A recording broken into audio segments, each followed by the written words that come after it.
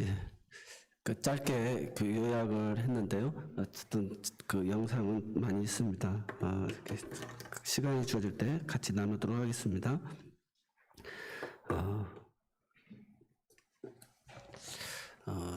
우리가 세 가지를 질문하고 이렇게 여행을 하게 된 것 같습니다. 하나님이 왜 우리를 교회에 나오게 하시는지, 유럽 사람들은 교회를 잘 안 나오잖아요. 예식장 할 때나 또 장례식 치를 때나 하고 거의 노인들이 교회를 지키고 있어요. 그래서 성전이 비어 있고 그 사람들의 삶의 목적이 이렇게 여행하는 게 목적인 것 같아요. 여행하기에 좀 잘 돼 있는 그런 구조인 것 같습니다. 그러면서 굉장히 또 자녀들을 존중하고 이렇게 양육하는, 그리고 그 일을 딱 시간이 되면 안 해버리는 거예요. 그래서 정말 그 일을 지나치게 안 하고 오히려 그 지도자들이 그 목표를 가지고 더 열심히 밤에 일도 하고 하지, 그 사람들은 자기들의 분량만 하고 이렇게 시간을 보내는 것을 보았습니다.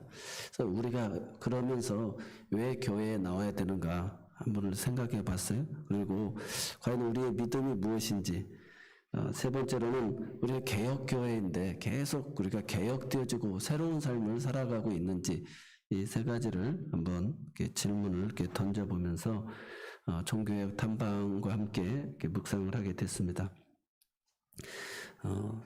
특별히 우리가 종교개혁은 가장 큰 핵심이 유럽이 딱 카톨릭과 개신교 이 두 종교로 이렇게 나눠져 있어요. 또 거기에 30년 전쟁, 더 길게는 100년 전쟁, 그래서 서로 싸우다가 우리 이제 서로 싸우지 말자 해서 30년 전쟁이 끝나고 1517년 이후로 그래서 아우스부르크에서 협약을 했습니다. 그때는 루터를 믿는 사람들만, 루터교를 믿는 사람들만 그 자기가 영주가 달라도 종교가 다르면 자기가 믿는 그 영주에 있는 곳으로 가서 그 신앙생활을 할 수 있게끔 루터교인들에게만 자유를 줬어요. 그래서 1648년도에 이르러서 베스트팔린 조약을 통해 가지고 카톨릭, 우리 칼빈을 통해서 장로교 신자들 모든 종교의 그런 자유를 개신교들이 다 얻게 되어졌죠. 그래서 우리가 이 하나님을 경외하고 섬기면서 왜 이렇게 싸우고 피 터지게 죽이고 그런 갈등을 가져왔는지 이렇게 좀 생각을 이렇게 해보게 되어졌습니다. 오히려 종교 전쟁이 더 무섭습니다. 또 이 종교가 있는 것이 사람을 이해하지 못하는 그런 큰 인간의 본성이 있는 것을 이렇게 보게 되어지죠. 그래서 루터가 1517년에 그 종교개혁을 일으킨 게 비텐베르크 성당에 그 반박문 이거 우리 한번 논의를 해보자라고 95개를 그 질문을 던진 거예요. 근데 그것이 그때 구텐베르크를 통해 가지고 인쇄술이 발달하고 그 근처에 인쇄소가 있어가지고 이것이 그 지역 사회로 다 퍼져가게 되어진 것이죠. 그래서 결국은 큰 정치적 싸움은 그 황제의 중앙 집권적인 그 체제와 그 교회를 이렇게 정치적 목적이 이루어지고 그 다음에 영주들은 지방 분권을 추구하게 되어지고, 그러다 보니까 루터의 그 내용을 받아들이게 되어지고, 그러다 보니까 영주와 황제, 그 교황과 루터교 개신교와의 이렇게 싸움이 이루어진 것입니다. 그래서 어떤 한 사람 누구에 의해서 된 게 아니라, 그러나 엄청난 하나님의 섭리 속에서 그 정치적인 상황, 시대적인 상황, 그런 것들이 다 무르익어서 되어졌다는 것이죠. 가장 큰 이 종교개혁의 핵심은 우리가 잘 아는 대로 성경 번역에 있습니다. 라틴어로 우리가 AD 64년에 그 네로 황제로부터 해서 300년간을 10명의 황제를 통해 가지고 기독교인들이 핍박을 받습니다. 그래서 카타콤으로 지하로 들어가면서까지도 신앙을 지켜요. 그때 신앙이 엄청나게 순수하고 진짜 믿음의 사람들이었어요. 핍박을 받는 것이 기독교인들이었어요. 이 기독교인들이 핍박을 받으면서 성경을 이렇게 라틴어로 완성을 하게 되어집니다. 그 환란 속에서도. 그런데 이제 우리가 잘 아는 콘스탄틴 대제가 313년에 기독교를 공인하게 되어져요. 자, 기독교도 예수를 그 신앙을 가질 수 있는 그런 자유를 줍니다. 그리고 338년에 가가지고 기독교를 이제 국교로 삼게 되어집니다. 380년대 가서 338년에 그 콘스탄티노플로 수도를 옮기게 되어지고, 그래서 서로마에서 동로마로 이제 가게 되어지고, 서로마는 이제 빛 좋은 개살구처럼 모든 것이 없는 경제, 문화, 재력 모든 부분이 콘스탄티노플 그 황제의 이름을 따라서 유럽에 가면 다 그 도시에 유명한 이름이 있습니다. 우리가 마지막에 갔던 구텐베르크 마인츠 대학이더라. 그 지역 이름이 공식 명칭이. 그래서 항상 그 유명인들의 이름을 따고 있는 것을 보았어요. 어쨌든 우리가 카톨릭과 개신교가 뭐가 차이가 있는지를 알아야 되지 않겠어요? 그래서 그 부분을 좀 이해를 하려면, 그래서 기독교가 그렇게 순수하고 복음의 능력이 많았고 그 핍박 속에서도 신앙을 지켰는데, 오히려 380년 완전히 국교로 콘스탄틴 대제가 수도도 옮기고 하면서 완전히 이제 권력하고 결탁한 때가 됐어요. 그래서 내가 예수를 믿는 것이 굉장한 자부심이 된 거죠. 그래서 신앙을 갖는다는 것이, 그리고 그게 사회에 진출하는데 큰 도움이 되었던 것입니다. 그래서 오히려 핍박을 받을 때는 교회는 더 생명력이 뛰어났는데, 기독교가 국교화되어지면서 이제 권력과 야합하게 되어지게 되어지죠. 그러면서 중세 1000년이 우리가 잘 아는 대로 암흑기가 되어지는데, 사람들이 이제 출세를 하려면 교회를 다녀야 되고, 또 그 사제들도 그 대도시의 사제가 되기 위해서 돈을 갖다가 이렇게 뇌물을 쓰게 되어집니다. 그래서 또 성당이 어마어마하게 큽니다. 그 크기가 무려 350년, 막 400년, 450년 동안 성전이 지어져요. 그래서 우리가 독일의 그 3대 성당인 곳을 이렇게 다 가보게 되었는데, 이 성당의 크기가 어마어마하게 한 거예요. 그래서 그 돈을 모으기 위해서 그 백성들이 얼마나 많은 돈을 들였겠어요? 그러면서 이 교회가 돈을 많이 가집니다. 그래서 그 도시마다 가톨릭 교회에서 돈을 거의 한 40%를 차지하고 있다고 해요. 재정을. 그 땅이라든지 부동산이라든지 이런 게 그만큼 많이 있어요. 사람들이 죽으면서 또 기부를 그렇게 하게 되어지는 것을 봅니다.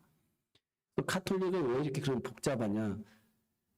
라틴어로 신부들만 성경을 볼 수가 있었고 성도들은 알아듣지도 못했어요. 의식을 하는 거예요.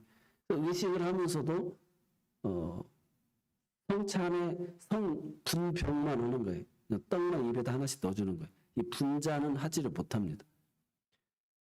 그렇게 하다 보니까 성도들한테 그 예수님의 생애나 이런 걸 설명을 해야 되니까 다 글을 모르니까 그림으로 막 다 표현한 것이고, 또 그들에게 그런 하나님의 그 위대함을 나타내려고 하다 보니까 막 성전을 그렇게 크게 지어야 되고 그렇게 화려하게, 그래서 사람들이 그곳에 들어가면 이렇게 압도가 되어진다고 그래요. 그래서 파이프 오르간도 어마어마하게 크게 되어 있어요. 그래서 그 장엄함과 위험 앞에, 왜냐하면 글이 없으니까 하나님을 이해를 못하니까 그런 장엄함 속에 사람들이 이렇게 압도되게끔 성전을 그렇게 크게 지었다는 거예요. 그래서 이제 결정타가 우리가 잘 아는 대로 마인츠에 대성당 3대 대성당이 하나가 있는데, 거기에 그 신부가 돈을 많이 연끌해가지고 한마디로 뇌물을 줘가지고 자기가 자격도 없는 사람이 수도사가 되어진 겁니다. 그 대주교가 된 거예요. 근데 이 대주교가 7명인데 교황을 투표할 수 있는 그 투표권이 하나가 있어요. 자기가 그만큼 많이 돈을 끌어모아가지고 주었기 때문에 그 돈을 빼내야 되지 않겠습니까? 그래서 교황한테 또 교황은 나름대로 또 대성당을 지어야 되니까 돈을 잘 바치는 사람들이 모아서 바치는 사람들이 능력 있는 사람들이 되어지는 거예요. 그래서 그 사람이 아이디어를 냈는데 면죄부, 우리가 면벌부라는 것을 그 마인츠에서 시작이 됐더라고요. 그래서 허락을 해가지고 거기서 인쇄술이 또 구텐베르크 살던 곳이에요. 그 고향이. 그래서 그곳에서 면벌부를 그 인쇄수로 그 종이를 증서를 만든 겁니다. 그래서 그 돈으로 해서 루터가 그 모습을 보고 종교 개혁을 일으키게 된 것이죠. 근데 루터가 먼저 시작한 것은 아니고 1300년대 유클리프가 영국에서 먼저 시작을 했습니다. 그래서 킹 제임스 버전 성경이라고 그래서 영어로 성경을 라틴어를 번역을 한 거죠. 그러니까 성경을 읽어보니까 이건 너무 잘못된 교회로 가고 하나님을 믿는 것이죠.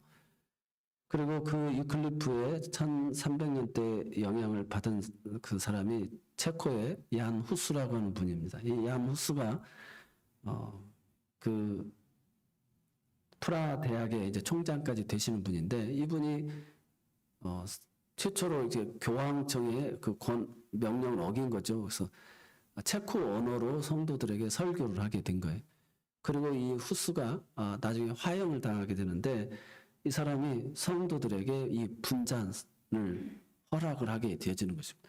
그러니까 예수님의 살과 피를 나의 몸과 피다 주님이 주셨기 때문에 그걸 먹게끔 한 것이죠. 그래서 그걸로 인해서 얀 호스가 이제 그 파면을 당하게 되어지는 그런 내용인데 그 구교와 신교의 싸움에 나가서 종군 목사로 나갔다가 거기서 완전히 사지를 우리가 다 찢어버린다고 하잖아요. 그렇게 찢겨서 그 프라 강에 던져지는 그런 이제 비참함을 이렇게 당했죠. 그리고 후스가 나는 여기서 이렇게 죽지만 화형을 당해서 죽지만 100년 후가 되면 나는 이제 거의란 뜻이거든요. 그래서 나는 거의에 불과해서 따르지 못했는데 이제 백조가 나타날 것이다 라고 예언했는데 1517년 루터가 나타나서 종교 개혁을 이렇게 이루게 되어진 것입니다. 그래서 루터도 아까 그리스도인의 자유라고 하는 책을 쓰고서 내가 이걸 거부하면 살려준다고 했는데 거기서 자기가 이제 내가 양심을 따라서 하루만 시간을 달라고 하고 거부할 수 없다라고 합니다. 그래서 루터를 이제 사형시키려고 하는데 그 영주들이 그 중간에서 군사를 보내가지고 루터를 빼내게 되고 그래서 그 성에서 4년 동안 구약과 신약을 독일어로 다 이제 번역을 하게 되어지고 그것을 성도들한테 다 나눠주게 되어지면서 이 개혁이 일어나게 되어지는 것을 보게 되어집니다. 그래서 루터가 시작을 했다면 그 인문학이 발달한 멜랑이톤이라고 하는 그 친구가 이제 서로 막 황제가 서로의 주장을 이야기하게끔 싸우게끔 그래서 그 고전을 뒷받침해 준 게 멜랑이톤이라는 친구이고 결국 조직을 하기 위해서 이제 칼빈이 그 내용을 다 조직화시킨 그래서 기독교 강요를 쓰게 되고 그래서 체계를 다 만든 사람이 칼빈입니다. 그래서 칼빈 역시도 파렐이라고 하는 사람을 통해서 스위스 제네바에서 프랑스 사람인데 본인이 이제 이런 성경이 원하는 도시를 한번 말씀대로 만들려고 했다가 제네바 의회에서 쫓겨나게 되어집니다. 그래서 스트라스부르크라고 하는 곳으로 오게 되어져요. 그래서 독일의 그 고향인데 거기 프랑스에서 이그노들 이 사람들이 쫓겨나게 되어집니다. 개신교도들이. 그래서 프랑스에서 완전히 쫓겨나서 이 스트라스부르크에 왔는데 이 사람들도 개신교도들이거든요. 그러니까 거기에 자연스럽게 그 프랑스어로 설교를 해줄 수 있는 사람이 필요했던 거고 그래서 칼빈이 그곳에서 설교를 하게 되고 마틴 부쩌라고 하는 분을 통해 가지고 도움을 얻게 되어집니다. 그래서 거기서 김지나움인가요? 이 김지나움이라고 하는 이 대학 그 초등학교, 중학교, 대학교 1학년까지 그런 그 교육기관을 거기서 배우게 되고 칼빈도 성숙해집니다. 그러면서 그 급진적인 그 마음에서 거기서 많은 그 대학의 교육 체계를 배워가지고 나중에 제네바 대학도 설립하게 되어지고 교육에 신경을 쓰게 되어지죠. 그래서 다 그곳이 그 부처도 대학 총장이었거든요. 그러다 보니까 거기서 늘 신학적인 토론을 하게 되어지고 그런 학생들과 함께 하면서 그런 배경이 만들어져요. 그래서 이 부처는 나중에 영국으로 망명을 하게 되었는데 그와 무덤이 있는 그곳을 피해 여왕 메리가 그 묘를 파가지고 또 화형까지 시키는 그런 일이 생기게 되어집니다. 어쨌든 우리가 루터만 알게 되는데 이 부처라고 하는 사람이 그만큼 또 칼빈을 만드는데 아주 큰 역할을 한 종교 개혁자들입니다. 어쨌든 이 성경을 번역했다는 거. 그래서 성경을 성도들에게 다 읽게끔 했다는 거예요. 하나님의 살아계심이 그런 성전의 화려함과 그 그림으로서의 이용, 또 파이프 오르간의 그런 장엄함, 이것으로 사람들을 하나님 앞에 성부와 성자와 성령으로, 그리고 그 기도도 자기들이 못하는 거예요. 그래서 가장 성인들한테 예수님과 가까운 사람한테 제사를 또 이름으로 해야 돼요. 그러니까 마리아의 이름이 가장 예수님과 가까우니까 그래서 마리아가 신격화되어지는 그런 자리까지 이르게 되어진 것이죠. 오늘 우리가 이렇게 하나님 앞에 예배하고 제사하고 영광 돌릴 수 있다는 게 얼마나 감사한지 모릅니다. 거기에 우리가 종교 개혁이 한 200년 동안 이루어졌는데 개혁은 일어났는데 막상 이게 교회가 힘이 없는 거예요. 다 이성적으로 성경을 다 읽는데 사람들이 변화가 일어나지 않는 거예요. 체험이 없는 거예요. 그래서 카톨릭으로 다시 돌아가는 사람들이 많아졌습니다. 카톨릭이 아까도 얘기했지만 동로마 제국으로 콘스탄틴 대제가 가면서 비잔틴 그 제국 문화가 이루어지거든요. 그러니까 서로마가 완전히 힘을 다 잃어요. 가지고 야만인들에게 공격을 당해가지고 로마가 AD 500년에 망해버립니다. 망해버리는데 이 야만인들에게는 문화나 이런 체제가 없으니까 결국은 다시 그 로마의 그 문화에 다시금 편성이 되어져 버립니다. 그래서 야만인들이 개종이 되고 변화가 되어진다는 내용이 거기에 이렇게 맞게 되어지는 것이죠. 그래서 문화가 있어야 되는 것이죠. 그래서 이렇게 동로마와 서로마로 나눠지고 이렇게 되어지고 결국 그 성경을 이렇게 손에 이렇게 쥐게 되어져서 이제 하나님에 대해서 우리가 그렇게 하지 안 해도 된다. 그러면서 한 영주 우리가 백작인데 모라비안 교도들을 이끌었던 진젤돌프라고 하는 분을 만나게 됩니다. 그래서 개신교가 다시금 로마 그 캐톨릭으로 다시 돌아가려고 하는 그 찰나에 이 모라비안 교도들, 체코에서 얀 후스를 따랐던 사람들이 핍박을 받아서 보헤미안들이 따라오고, 그래서 이 진젤돌프 백작이 자기의 그 성을 다 열어가지고 사람들을 다 수용하게 되고, 그래서 공동체 마을을 이루게 되어집니다.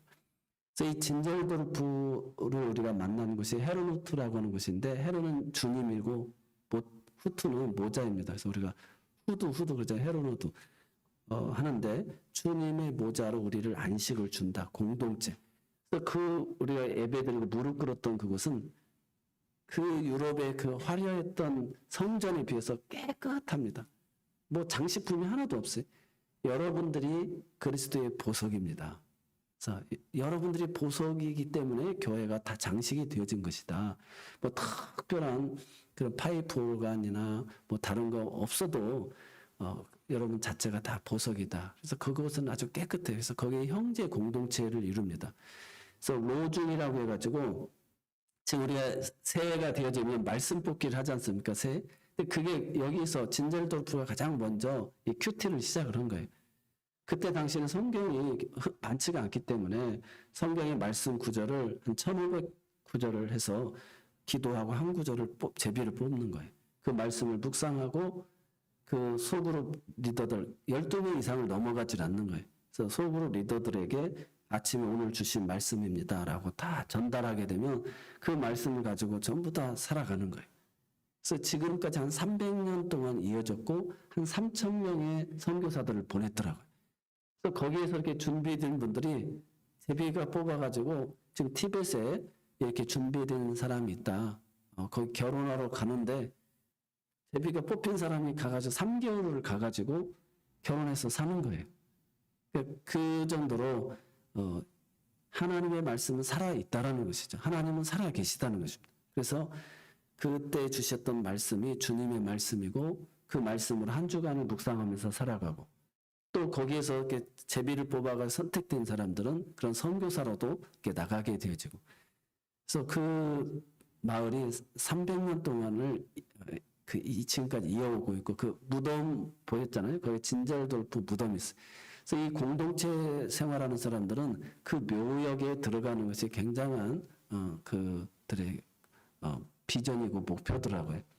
그래서 다 어떻게 보면 우리나라에서 이미 겪었던 거죠. 부활동산을 만들었던 것처럼 그런 것 같습니다. 수도운동. 이 공동체 마을에도 그런 교회가 다시금 카톨릭으로 돌아가려고 하는 그때 이 진젤도르프를 통해서 모라비안 교도들이 그런 뜨거운 믿음과 체험과 열정 이런 것이 다시금 회복이 된 거예요. 우리가 잘 아는 요한 웨슬레가 그 배에서 선교 갔다가 제가 규칙적으로 나는 신앙생활을 잘한다고 했는데 그 풍랑 앞에서 죽을 고비를 벌벌 떨을 때 이 모라비안 교도들은 뜨겁게 찬양하고 기도를 하고 있거든. 자신의 믿음을 의심하게 되어지고 그 진젤도르프의 모라비안 교도들에게 들어갑니다. 그래서 공부를 같이 했다가 거기서 자기의 생각이 도저히 안 맞아서 다시 진젤도르프하고 의견 충돌하고 나갔다 그래요. 그래서 이 요한 웨슬레는 사람이 규칙적으로 생활하면 변화될 수가 있다라고 생각을 하는 거죠. 감리교는 카톨릭하고 가장 가깝습니다. 그래서 감독으로 다 장로, 권사 뭐 이런 걸 임명을 해버리는 거예요. 권한이 감독들이 셉니다. 그래서 자기는 사람들이 변화될 수 있다. 근데 이제 진젤도르프는 우리가 전적인 타락을 믿는 것이죠. 그래서 아가페적인 사랑으로 사랑을 해야 된다라고 생각을 하고 있는 것이죠. 사람은 죄성이 있어서 원죄가 있어서 그렇게 절정에 이르니까 이 중세에 이렇게 타락하게 되어지지 않느냐. 그러니까 하나님의 역사를 우리 길게 보아야 된다는 거예요.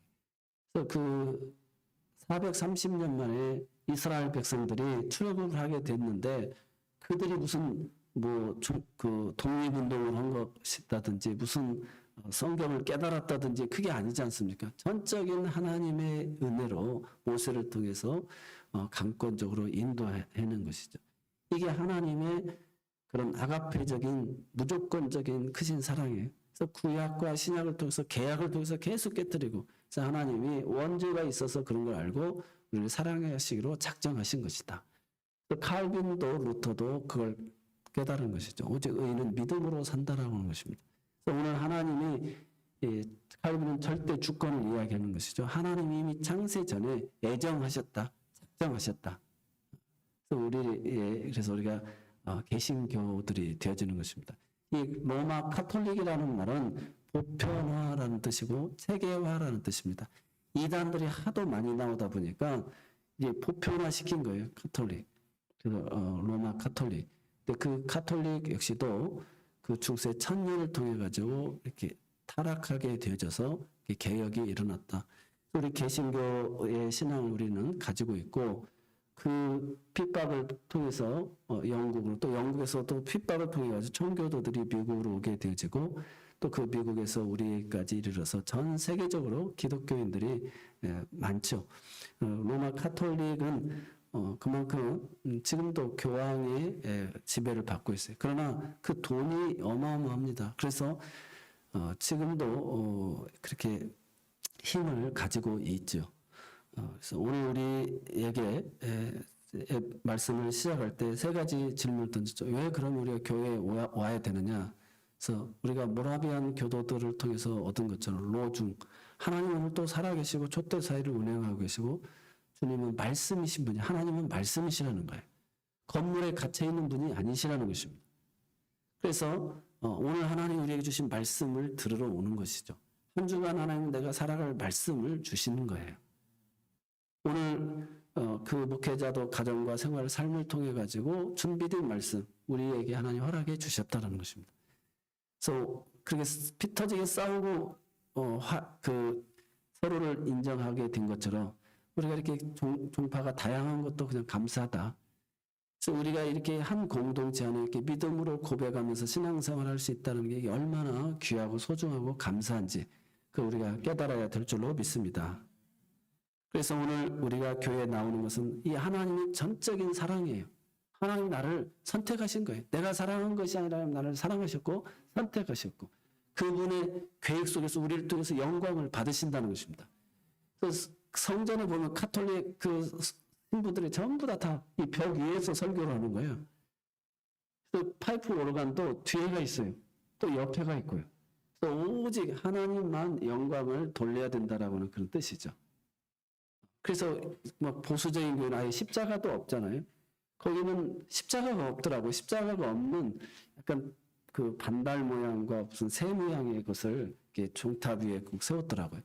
근데 오늘 우리는 예수 그리스도의 십자가, 그래서 우리 한국 교회가 가장 모범적인 교회 같아요. 또 실제로 한국이 성령 역사를 통해서 보면 이 짧은 기간 동안에 가장 성장한 교회이거든요. 우리가 진보적인 교회도 있고 보수적인 교회도 있는데 그래서 서로를 존중하고 인정하면서 내가 하나님의 이 절대적인 사랑을 아가페적인 사랑과 은혜를 입었다라는 거예요. 그래서 이렇게 와서 오늘 주신 말씀을 가지고 내가 이 절대적인 하나님의 사랑을 내가 살아가고 있는 직장과 가정에서 그것을 보여주는 것이 오늘 우리가 교회에 나오는 이유가 되는 줄로 믿습니다. 하나님 오늘 주신 말씀을 통해서 내가 그 말씀을 가정에서, 직장에서, 내 주변의 사람, 내가 허락한 삶의 바운다리에서 순종하면서 살아가는 거예요. 이 순종하는 사람들이 주님의 안식에 이르게 되어지는 것입니다. 이 히브리서 이 말씀의 앞 내용이 그 3장 앞부분부터가 그거예요. 하나님의 안식에 들어가는 것이 말씀에 순종하는 사람이다. 430년 만에 하나님의 말씀에 순종한 사람들이 다 나왔어요. 그런데 불순종한 사람들은 그 광야에서 다 죽게 되었다는 것입니다. 참된 하나님의 가나안 안식의 나라에 들어오지 못했다는 거예요. 그래서 하나님은 말씀이시, 말씀이 육신이 되어 우리 가운데 거하심에 우리가 그 영광을 보니 아버지의 독생자의 영광, 은혜와 진리가 충만하더라. 그래서 요한복음 그 1장 1절 이 말씀이 그대로 성경에 기록이 되어져 있습니다. 그래서 우리는 말씀을 높인 거예요. 칼빈으로부터 그래서 말씀의 강단을 높여드린 것이죠. 그래서 우리는 하나님의 말씀을 받을 때 다 일어서서 말씀을 받습니다. 그런 그 전통 흐름이 있게 되어진 것이죠. 그래서 내가 절대적인 아가페적인 사랑을 받고 그 사랑을 이제 증인이 되어서 살아가는 것. 그래서 매주 내가 교회에 나오는 이유다. 그래서 하나님 주시는 참된 안식에 거하는 거예요. 주님이 6일 동안 하나님이 창조하시고 7일째 쉬셨지 않습니까? 예수님이 안식 후 첫날 부활하시게 되어진 거잖아요. 그 부활의 그 기쁨이 우리에게 있는 것이죠. 그래서 우리가 예배를 통해서 하나님의 안식 안에 들어오고 그 말씀을 순종함으로 안식 가운데 약속의 땅에 거하게 되는 줄로 믿습니다. 두 번째로 우리가 그러면 이 내용을 통해서 질문을 던져요. 믿음이라는 게 뭐냐? 믿음이라는 것은 영어로는 피스티스죠. 신실하다는 뜻입니다. 신실하다, 또 입증하다는 뜻인데 헬라어로는 이 믿음과 신실하다 이게 구별되지 않습니다. 또 그냥 동의어로 쓰여지고 있어요. 그래서 우리가 믿음이란 단어에 신실이라는 단어로 똑같이 읽으면 똑같다는 거예요. 그러니까 사람이 신실하다는 것은 그 사람이 입증한다는 거예요. 저 사람이 믿음 있는 사람이구나. 믿음 있는 거라고 행함이 없으면 죽은 믿음이고 영혼 없는 사람과 같다라고 얘기하는 것처럼 사람이 신실해야 된다는 거야. 저 사람은 겉과 속이 같고 참 저렇게 항상 바르게 진실하게 살아가는 사람이야. 이것이 입증이 되어지는 거예요. 신실한 사람, 이게 믿음이라는 거예요. 오늘 그런 우리가 믿음의 사람들이 되어야 될 줄로 믿습니다. 우리가 안 믿는 사람들도 돼지머리 제사상 올려놓고 막 손을 비나이다 사고 나지 않게 해주시고 우리 자녀들 잘 되게 하고 막 별잘 이것은 자신의 만든 믿음이라는 거예요. 그때만 하는 거예요. 공들이로 가는 거예요. 그때만 기도하러 가는 거예요. 그때만 목적을 가지고 나아가는 것입니다. 그건 신실하지가 않다라는 것이죠. 그래서 우리가 하나님 앞에 이 믿음이라고 하는 것은 초지일관 신실하게 52주를 내가 하나님 앞에 뜻을 정하고 마음을 정하고 우리가 항상 먼저 하나님의 지혜를 구하고 주님이라면 어떻게 하실까? 이렇게 은혜를 구한다는 것입니다. 그래서 기도는 언제든지 주님께서 이런 신실한 자들에게 응답해 주시는 줄로 믿습니다. 마지막으로 우리가 그러면 내가 이 새로운 삶, 우리가 새로운 교회인데 주님을 믿으면서 날마다 새로워져야 된다는 거예요. 작년의 내 모습과 오늘의 내 모습.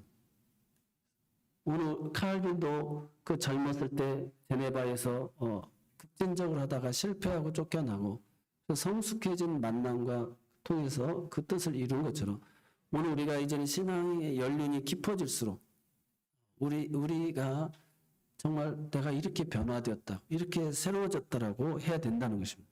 그런데 사람들이 오히려 되돌아가 버리는 경우가 많아요. 다시 가톨릭으로 가고 의식화되어지고 자기가 생각한 틀에서 다른 사람을 정죄하고 판단하는 자리. 그래서 주님 왜 이렇게 인도하시죠?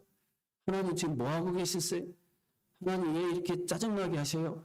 이렇게 생각하는 사람은 이미 내 안에 예수 그리스도를 머리에 두지 아니하고 내가 이미 예수의 머리가 되어진 사람, 자기가 우상이 되어진 사람들이.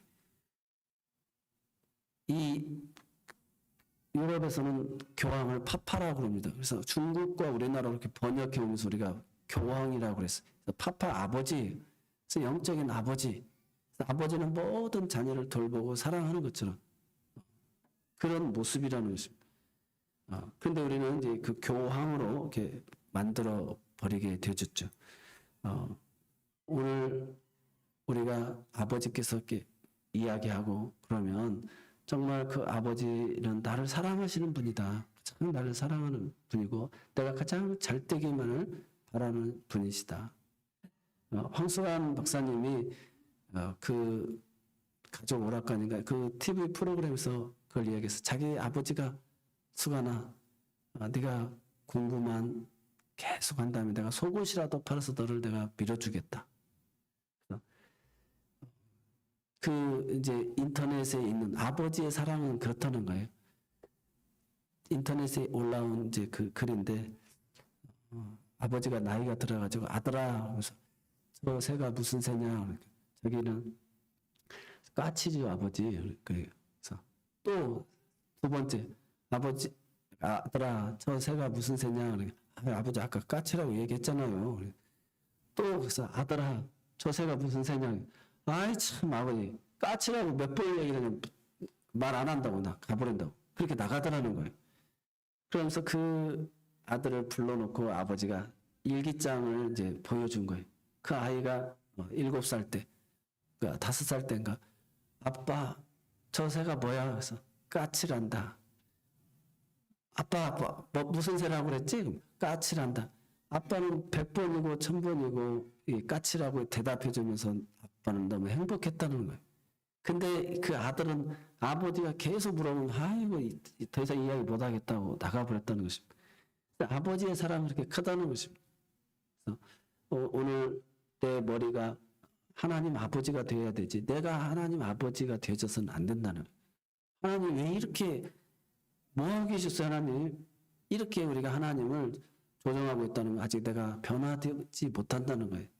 하나님을 내 머리로. 그래서 카톨릭과 기독교의 차이점은 교황을 머리로 두고 있고 우리는 예수 그리스도를 머리에 두고 있는 줄로 믿습니다.